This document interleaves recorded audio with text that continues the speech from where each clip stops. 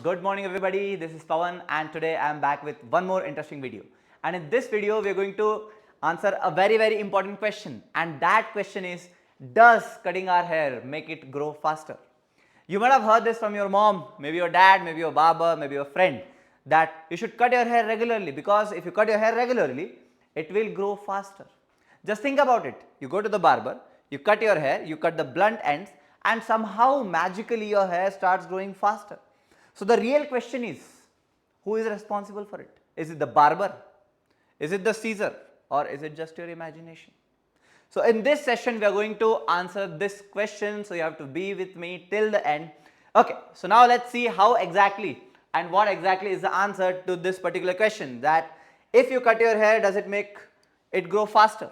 Okay, so before answering the question, you should understand how the hair actually grows. If you understand how the hair actually grows, you might even give the answer. Okay, so let's go, let's move forward. So this is a section of our skin. So this skin, if I take just a layer of the skin and zoom it in, so this is how it looks. This is the uppermost layer of the skin, this is keratinized cells, and this part, the above part, the hair above the skin is basically called as hair shaft. This is the shaft, and the part below the skin is basically called as root, right? So this hair is placed in something called as a hair follicle, and here that you see, this complete section is your hair follicle. If you look carefully, your skin, it is basically an invagination like this. Okay, so this layer is the epidermis, and the outer layer is basically your dermis. So your skin has basically folded inwards and it has given rise to a hair follicle. And here at the below, you have something called as a derma papillae. So let's do one thing.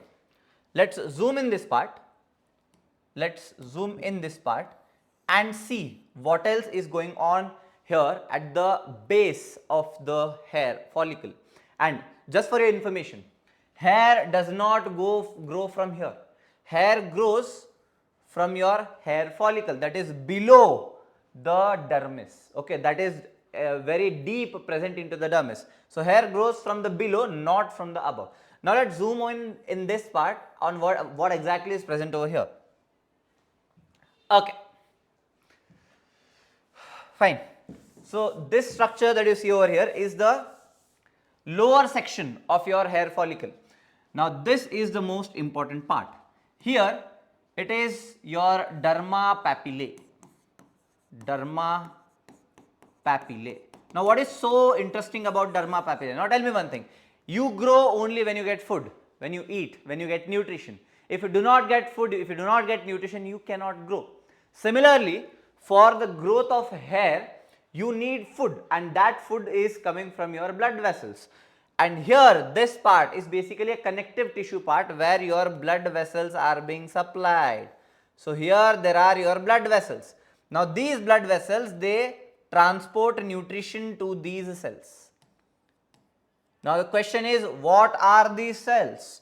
Now here, the brown cells that you see, these are nothing but your melanocytes. Oh my God, melanocytes. Where are these found? So melanocytes are also found in your skin. So these are responsible for color, pigment. So here also you see your hair is black. When melanocytes produce melanin pigment, it will give your hair a black color. And when you have a white hair, that means the melanin production in that follicle, a hair follicle, is absent.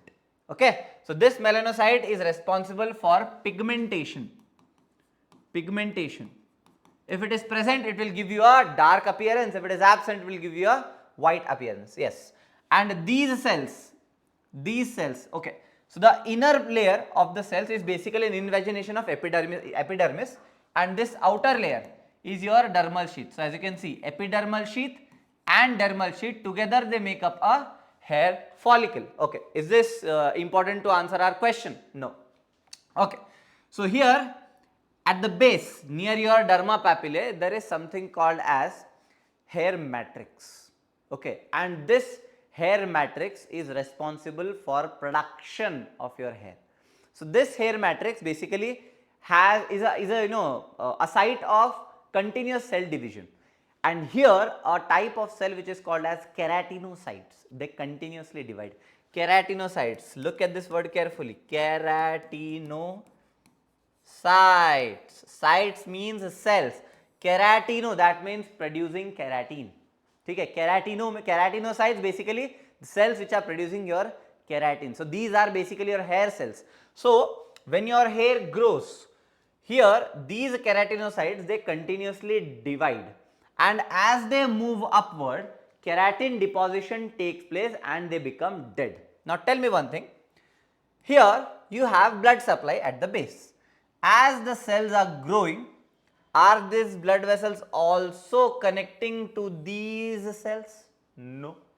So these blood supply is only limited to derma papillae layer. It is not reaching to your hair. So your hair, because it has high amount of keratin deposition and it does not have any supply of blood vessels, it is dead. So your hair cell, it does not have any blood supply. It is not living. It is dead. There is no cell division, nothing. So basically the hair shaft that you see is completely dead part. Okay. So coming back to the question, does cutting hair make it make it grow faster? So answer lies here. If let's imagine if your hand is dead, okay, your hand is dead, no sensation, no cells, no division, nothing. If I cut this hair, will you feel it? What do you think? And if you cut a dead wood which is uprooted and you cut it, does that cutted part, the cut part of your tree grow? No, because it does not have any active cell division, right? So how does it make it grow faster? Does it even make it grow faster, or is it just a myth? Okay, let's answer this question. Okay, just a gist. So in the matrix there is active cell division, keratinocytes divide, they move upwards, and as they move up, your hair becomes long. Okay, as the hair is becoming long, this part is moving upwards, active cell division is taking place. Now the question is, how long does this happen? How long does the hair grow, or for how long does the hair grow? To understand this, we have to understand the phases of growth. So basically there are three phases of growth in hair, that is your anagen, catagen, telogen, and there is something called as exogen. So in anagen is basically an active growth phase, and this goes on for around 2 to 6 years. 2 to 6 years or 2 to 7 years. So this is active growth phase. Here your hair follicles, they make hair, so they grow hair continuously. This is the growth phase. Catagen is basically a transition phase. So here the hair growth slows down. And telogen phase is basically your resting phase. In this phase your hair completely stops growing. Now the question is, how exactly does this happen? How does it stop growing? What exactly is happening? Let's go back here.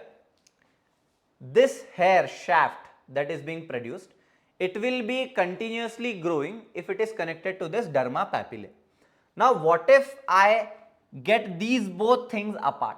So if I get both these things apart, your hair shaft is disconnected from your hair derma papillae, and it does not no more have blood supply.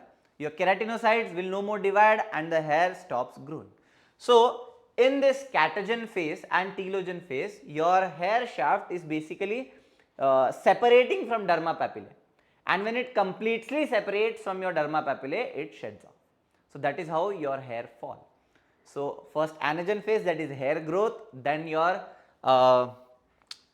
second one is catagen phase, and then your telogen phase. So in telogen phase, no hair growth. So basically there are three phases: hair growth, and lastly stoppage of hair growth, and that shedding of hair. Yes. Now why or how or does cutting hair make it grow faster? So ultimately we are back to the same question. Now if you have understood how the hair is growing, you will understand if it grows or not, right? Let's imagine this is the hair, and when you go to the barber, he will cut this hair, right?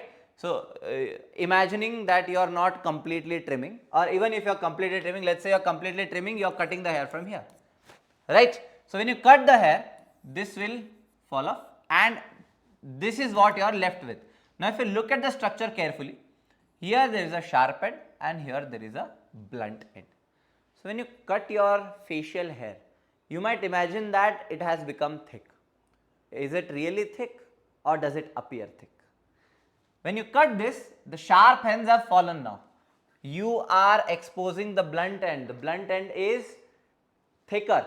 That is why your facial hair appears thicker when you trim it. It does not make it thick. It was thick.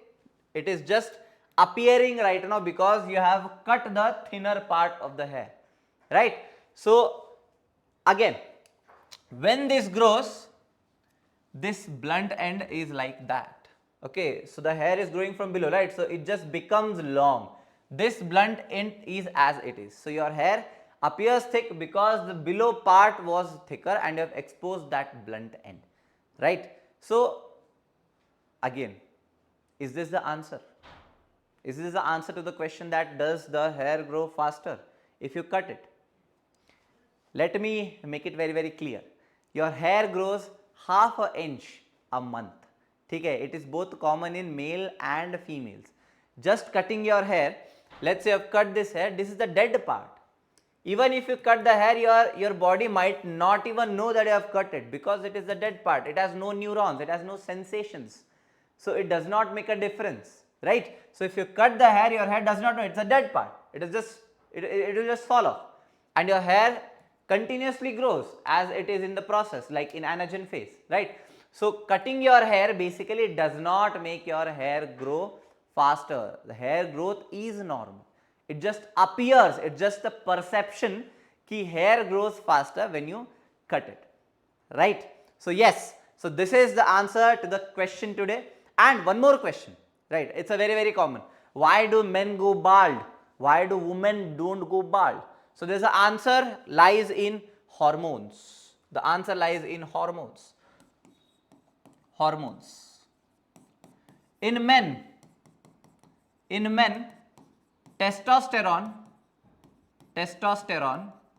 hormone is responsible for something which I'll tell now, and in women, estrogen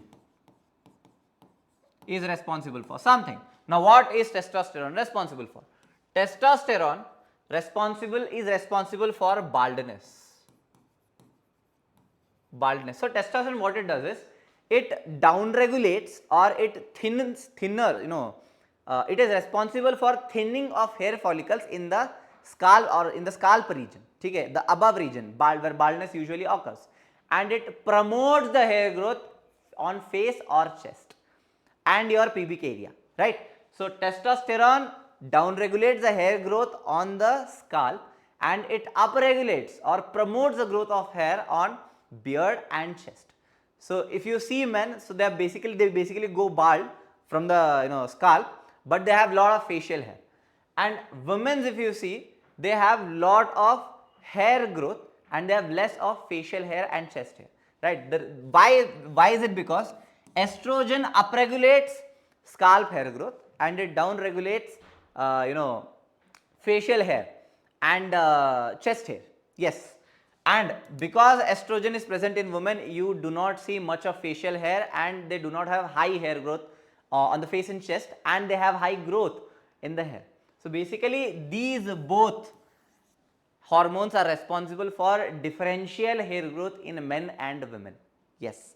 So I hope you have got the answer if if you get a faster hair growth after cutting your hair or not.